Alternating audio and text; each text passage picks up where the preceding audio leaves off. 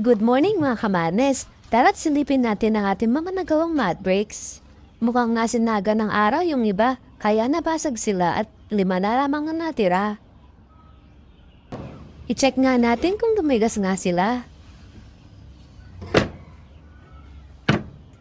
Mukhang tumigas naman sila mga kamadnes. Eto't silipin muna din natin ang ating mga pananim.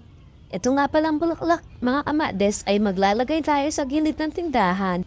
Dito naman sa ating mga talong ay 4 na beses na kami nakapag-harvest. At nadagdagan nga pala ang ating tanim na kamatis na nanggaling sa aming barangay. Itong mga nauna nga ay namumunga na. Napakasarap sa pakiramdam at paningin. At sa mga darating na linggo, siguradong meron na kaming tamsawsawan. Marami-rami rin ito mga kamades, kaya pag nagbuma sila ng sabay-sabay marami kami pipitasin.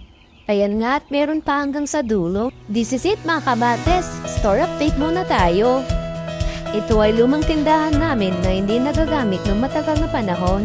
80% renovation lang ito mga kamadnes. At dahil magastos ang pagsastart ng business, ginagawa ko yung ibang mga bagay na kaya kong gawin para makatipid. Kagaya ng pagbili ng mga materyales, malaking tipid na rin ito. Pinasimulan ng araw para natin ang ating mga banga. Sobrang pagod mga kamades, kaya deserve ko namang kumain ng masarap na lechon. Nagluto ako ulit ng chicken Peruvian with green sauce. Ayan mga kamadnes, pinayos ko din yung gilid at tinumnan ng mga halaman. Dadagdagan ko pa ang mga ito kapag tapos na ang plastering. At ito ang magsisilbing waiting area natin. At kung type nyo rin magmukbang ng lechong manok, pwedeng-pwede yan. Ayan mga kamadnes, nagkulang nga ang ating mga red picks.